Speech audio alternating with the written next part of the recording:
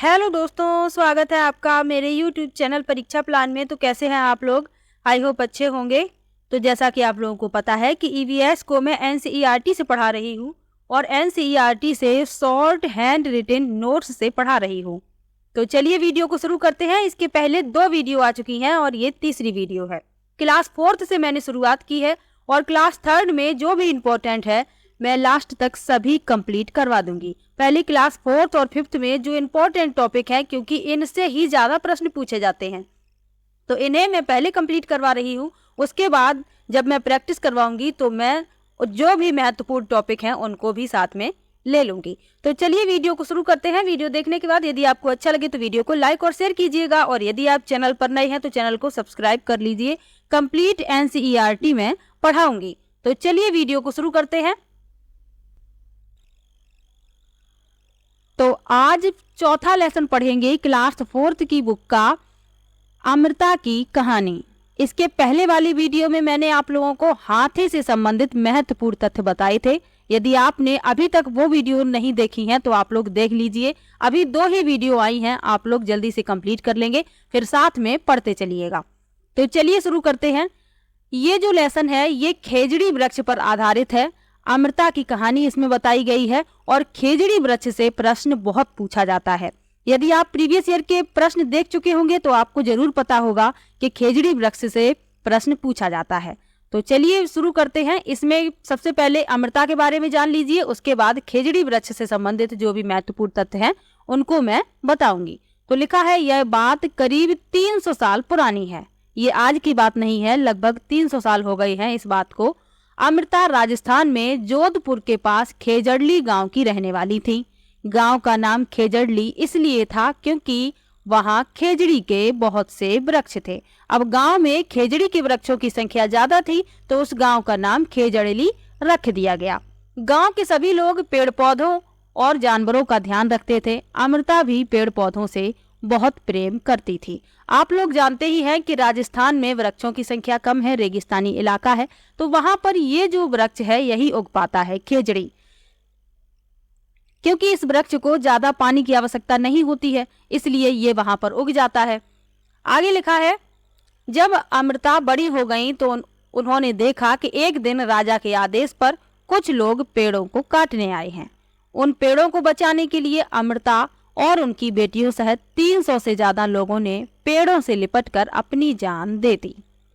क्यों दे दी? क्योंकि वो लोग पेड़ों से बहुत प्रेम करते थे और पेड़ों को कटता हुआ नहीं देख सकते थे, इसीलिए उन लोगों ने पेड़ों से लिपटकर अपनी जान दे दी। आगे लिखा है यहाँ के लोग बिश्नोई कहलाते हैं जो पेड़ों और जानवरों की रक्षा करते हैं। तो ये अमृता की कहानी थी, जिन्होंने पेड़ों के लिए अपनी जान तक दे दी। इतना प्रेम करती थी वो वृक्षों से। अब मैंने यहाँ पर खेजड़ी वृक्ष से संबंधित जितने भी महत्वपूर्ण तथ्य हैं वो लिखे हुए हैं। प्रश्न आपका कैसे पूछा जाएगा? खेजड़ी वृक्ष से संबंधित इनमें से कौन से कथन सत्य हैं? अब आपको 4 कथन दिए जाएंगे, उनमें जो सत्य होंगे वह आपको बताने होंगे। तो बता तो आप तभी पाएंगे जब आपको खेजड़ी वृक्ष से संबंधित सभी महत्वपूर्ण तथ्य याद होंगे। तो मैंने यहाँ पर सभी लिख दिए हैं, इससे बाहर आपका प्रश्न नहीं आएगा। तो चलिए पढ़ लेते हैं। लिखा है यह रेगिस्तानी इलाके में पाया जाता है। इसे ज्यादा पानी की जरूरत नहीं होती, तभी तो ये वहां पर उग जाता है, क्योंकि रेगिस्तान में पानी की कमी होती है। लेकिन ये पेड़ जो है फिर भी वहां पर उग जाता है क्योंकि इसे पानी की ज्यादा आवश्यकता नहीं होती है। इस पेड़ की छाल दवा के काम आती है और इसकी लकड़ी को कीड़ा भी नहीं लगता। यानी कि इसकी जो छाल होती है वह दवा बनाने के काम आती है और इसकी जो लकड़ी होती है उसमें कीड़ा नहीं लगता। अब आप आमतौर पर देखते हैं कि जो नीम की लकड़ी होती है, आम के पेड़ की लकड़ी होती है, इनमें कीड़ा लग जाता है। जैसे लकड़ी यदि नमी में रखी रहे तो इसमें कीड़ा लग जाता है और लकड़ी को खोखला कर देता है। लेकिन ये जो खेजड़ी वृक्ष होता है इसकी लकड़ी को कीड़ा नहीं लगता है। आगे लिखा है इस पेड़ की फलियों की सब्जी बनाई जाती है। जो वहां पर रहने वाले स्थानीय लोग इस पेड़ की फलियों की सब्जी को खाते हैं और जो पत्तियां होती हैं वहां रहने वाले जानवर खाते हैं और इसकी छाया में बच्चे खेलते हैं। तो देखिए इस पेड़ के कितने लाभ हैं। छाल की इसकी दवा बनाई जाती है, लकड़ी में कीड़ा नहीं लगता है, फलियों की सब्जी बनाई जाती है, पत्तियां जानवर खाते हैं और छाया में बच्चे खेलते हैं। बस आपको इतना ही याद रखना है। और ये जो पेड़ है ये राजस्थान का राजकीय वृक्ष है। ये मैंने यहाँ पर नहीं लिखा है लेकिन आपको याद रखना है। ये राजस्थान में पाया जाता है और वहाँ का राजकीय वृक्ष है। इसके और भी नाम हैं लेकिन इसका जो प्रसिद्ध नाम है वह खेजड़ी ही है। राजस्थान में इसे खेजड़ी ही कहा जाता है। अब यहाँ पर मैंने अमृता देवी बिश्नोई राष्ट्रीय पुरस्कार के बारे में भी लिखा है क्योंकि आप लोगों को ये सब जानना आवश्यक है। आपका प्रश्न, मेरा मकसद है कि किसी भी प्रकार से पूछा जाए लेकिन प्रश्न आपका गलत नहीं होना चाहिए। तो लिखा है यह पुरस्कार वन्य जीव संरक्षण के क्षेत्र में महत्वपूर्ण योगदान के लिए दिया जाता है। इसकी शुरुआत 2013 में भारत सरकार द्वारा की गई थी। तो किसे दिया जाता है? जो वन्य जीव संरक्षण के क्षेत्र में महत्वपूर्ण योगदान देते हैं उन्हें यह पुरस्कार दिया जाता है और इसकी शुरुआत 2013 में भारत सरकार द्वारा की गई थी। तो ये पार्ट 4 था जिसमें मैंने आपको अमृता देवी के बारे में बताया, खेजड़ी वृक्ष के बारे में बताया और अमृता देवी बिश्नोई राष्ट्रीय पुरस्कार के बारे में बताया। अब इसी वीडियो में इसके जो बाद का लेसन है, लेसन 5, वो भी कंप्लीट करेंगे क्योंकि समय कम है, प्रैक्टिस भी करनी है आप लोगों को। तो एनसीईआरटी को जल्दी जल्दी से कंप्लीट करवाना है, इसलिए मैं एक साथ 2-2 लेसन ले रही हूँ। तो इसके बाद के लेसन का नाम है पाठ 5 अनीता की मधुमक्खियाँ और ये भी बहुत इंपॉर्टेंट है, इसीलिए मैंने इसको साथ में ही ले लिया है ताकि आप लोग एक ही वीडियो में 2-2 इंपॉर्टेंट टॉपिक को कंप्लीट कर पाएं। तो इससे भी प्रश्न पूछा जाता है। मधुमक्खियों से प्रश्न कई बार पूछा गया है और आपको ये सभी महत्वपूर्ण तथ्य याद रखने हैं। तो चलिए एक बार पढ़ लेते हैं। आपको ज़्यादा समय देने की आवश्यकता भी नहीं पड़ेगी। आप 1-2 बार वीडियो देखेंगे, आपको ये सभी तथ्य याद हो जाएंगे। आपको ना लिखना है ना आपको रटना है, 1-2 बार वीडियो देखनी है, आपको सभी तथ्य याद हो जाएंगे। तो चलिए पढ़ लेते हैं। लिखा है मधुमक्खियाँ मिलजुल कर रहती हैं। आप लोगों ने देखा होगा जब कभी भी मधुमक्खियों का झुंड आता है, एक साथ उसमें कई मधुमक्खियां होती हैं और एक साथ ही वो उड़ी हुई चली जाती हैं। तो ये हमेशा मिलजुल कर रहती हैं, ये आपको याद रखना है। लीची के जो फूल होते हैं वह मधुमक्खियों को लुभाते हैं और लीची के फूल फरवरी में खिलते हैं। ये आप देख सकते हैं कि ये मिलजुल कर रहती हैं। मैंने यहाँ पर चित्र में आप लोगों को दिखाया है और ये लीची के फूल हैं और ये मधुमक्खियों को लुभाते हैं यानी आकर्षित करते हैं। अब एक प्रश्न पूछा जाता है कि मधुमक्खी पालन शुरू करने का सबसे अच्छा समय कौन सा है? कई बार ये प्रश्न पूछा गया है। तो अक्टूबर से दिसंबर तक, ये आपको याद रखना है, मैंने यहाँ पर लिखा हुआ है। अक्टूबर से दिसंबर तक का समय मधुमक्खियों के अंडे देने का समय होता है और यही समय मधुमक्खी पालन शुरू करने का सबसे अच्छा समय है। अब यदि किसी को मधुमक्खी पालन शुरू करना हो तो वह अक्टूबर से दिसंबर के बीच ये कार्य शुरू कर सकता है। अब अभी अक्टूबर की शुरुआत है तो अभी से ये कार्य शुरू किया जा सकता है। दिसंबर तक आप मधुमक्खी पालन शुरू कर सकते हैं क्योंकि ये जो समय होता है ये मधुमक्खियों के अंडे देने का समय होता है। आगे बढ़ते हैं। लिखा है प्रत्येक छत्ते में एक रानी मधुमक्खी होती है जो अंडे देती है। ये रानी मधुमक्खी है, ये सिर्फ अंडे देती है, बाकी ये कोई कार्य नहीं करती है। छत्ते में कुछ नर मधुमक्खियां होती हैं, ये छत्ते के लिए कोई विशेष कार्य नहीं करती और प्रश्न यहीं से पूछा जाता है। प्रश्न पूछा जाता है कि छत्ते में जो नर मधुमक्खियां होती हैं उनका क्या कार्य होता है? तो ये कोई विशेष कार्य नहीं करती हैं और कुछ ही नर मधुमक्खियां छत्ते में होती हैं। आगे लिखा है छत्ते में बहुत सारी श्रमिक मधुमक्खियां होती हैं, यानी श्रमिक से आप समझ रहे होंगे कार्य करने वाली मधुमक्खियां। तो आप ये यहाँ पर देख सकते हैं चित्र में। और ये दिन भर काम करती हैं, बेचारी ये काम करने के लिए ही होती हैं। ये पूरे दिन काम करती हैं। क्या क्या काम करती हैं? शहद के लिए फूलों का रस ढूंढना, छत्ता बनाने का काम, बच्चे पालने का काम इन्हीं का होता है।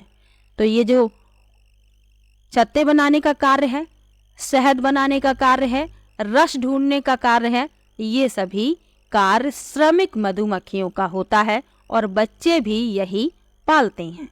क्योंकि ये काम करने के लिए ही होती हैं। आगे लिखा है, जब किसी मधुमक्खी को रस मिल जाता है तो वह विशेष प्रकार का नृत्य करती है, इससे दूसरी मधुमक्खियों को पता चल जाता है। अब यदि कोई मधुमक्खी रस ढूंढने जाती है और उसको रस मिल जाता है तो ये विशेष प्रकार का नृत्य करती है, जिसे दूसरी मधुमक्खियां ही समझ पाती हैं। अब ऐसा नहीं है हम लोग देखकर समझ जाएं कि ये कोई नृत्य कर रही है, इसको रस मिल जाए। इनकी जो भाषा है दूसरी मधुमक्खियां ही समझ सकती हैं। तो ये विशेष प्रकार का नृत्य करती हैं और उस नृत्य का मतलब होता है कि इस मधुमक्खी को फूल का रस मिल गया। यहाँ आप चित्र में देख सकते हैं ये फूलों से रस एकत्र कर रही हैं मधुमक्खियां। तो मधुमक्खी के बारे में आपको इतना ही याद रखना है। क्या क्या याद रखना है? कि ये मिलजुल कर रहती हैं। ये तो आपको याद रखने की आवश्यकता ही नहीं है क्योंकि आपने तो देखा ही है। लीची के फूल मधुमक्खियों को लुभाते हैं, ये आपको याद रखना है। और लीची के फूल फरवरी में खिलते हैं।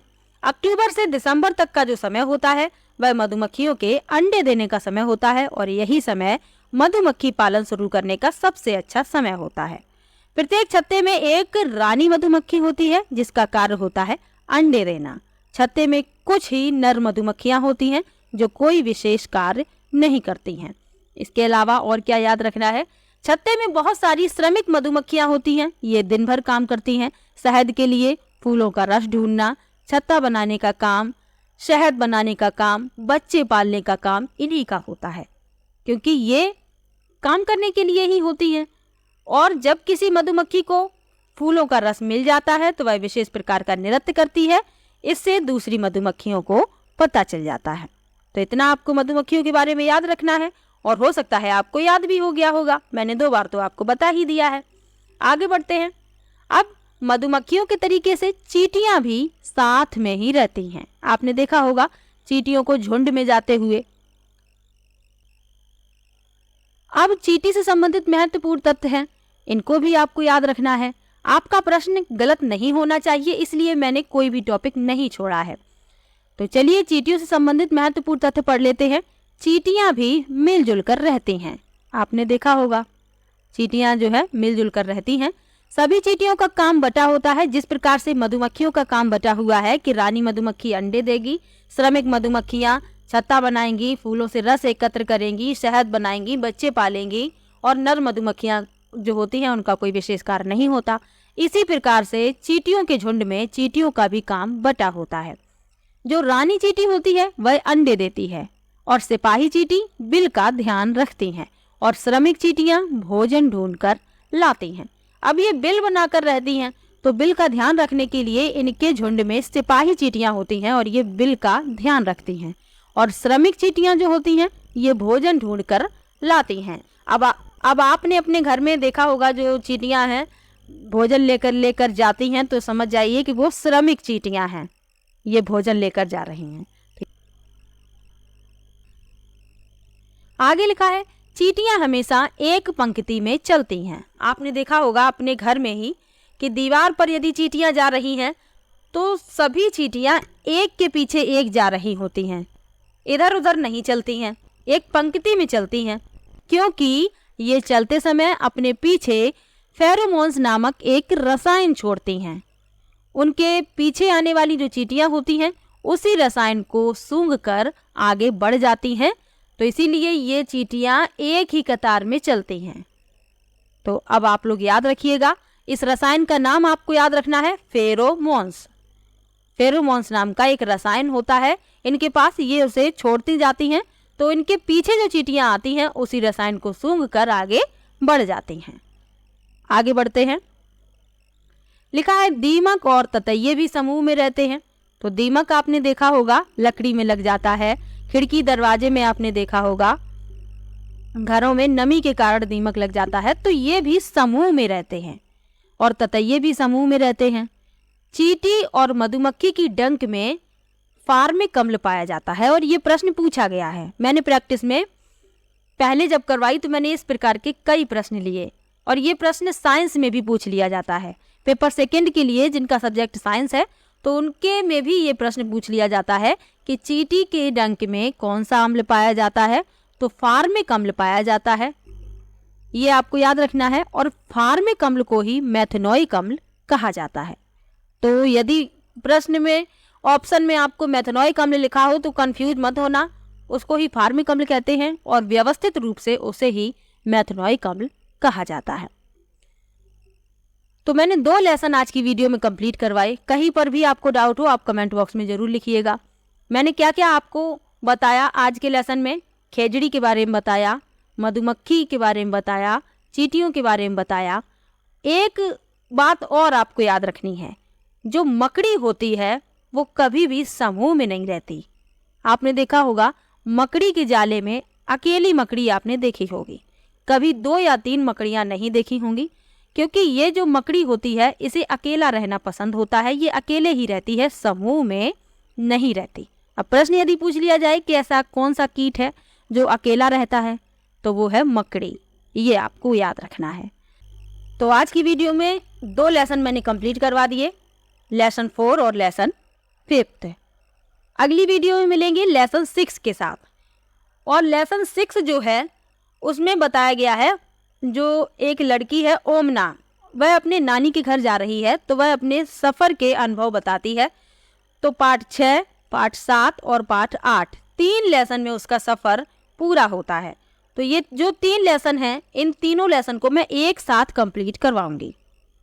तो नेक्स्ट वीडियो जरूर देखिएगा, क्योंकि उसमें जो तथ्य हैं वो बहुत ही अच्छे हैं और आपको वीडियो देखने में भी बहुत मज़ा आएगा। सफ़र के कुछ महत्वपूर्ण तथ्य हैं, उसमें कुछ रोचक बातें हैं सफ़र के बारे में, ट्रेन से वो सफ़र कर रही है, तो उसके बारे में मैं नेक्स्ट वीडियो में आप लोगों को बताऊंगी। और आज की वीडियो में जो मैंने बताया वो आपको याद रखना है। खेजड़ी के बारे में आपको याद रखना है कि ये रेगिस्तान के इलाके में उगता है, ये राजस्थान का राजकीय वृक्ष है, इसको ज़्यादा पानी की ज़रूरत नहीं होती, इसकी लकड़ी को कीड़ा नहीं लगता, इसकी फलियों की सब्जी बनाई जाती है, इसकी पत्तियां जानवर खाते हैं, इसकी छाल से दवा बनाई जाती है, ये आपको याद रखना है। इसके बाद मैंने मधुमक्खी के बारे में बताया कि मधुमक्खियाँ मिलजुल कर रहती हैं, मधुमक्खियों को लीची के फूल बहुत पसंद आते हैं। अक्टूबर से दिसंबर तक का जो समय होता है वह मधुमक्खियों के अंडे देने का समय होता है। प्रत्येक छत्ते में एक रानी मधुमक्खी होती है जो अंडे देती है। श्रमिक मधुमक्खियाँ शहद बनाती हैं, बच्चों को पालती हैं, फूलों से रस एकत्र करती हैं, और छत्ते में कुछ ही नर मधुमक्खियाँ होती हैं जो कोई विशेष कार्य नहीं करती। और जब श्रमिक मधुमक्खियों में से कि जब किसी भी एक मधुमक्खी को रस मिल जाता है तो वह विशेष प्रकार का नृत्य करती है। चींटियों के बारे में क्या बताया कि चींटियाँ भी समूह में रहती हैं।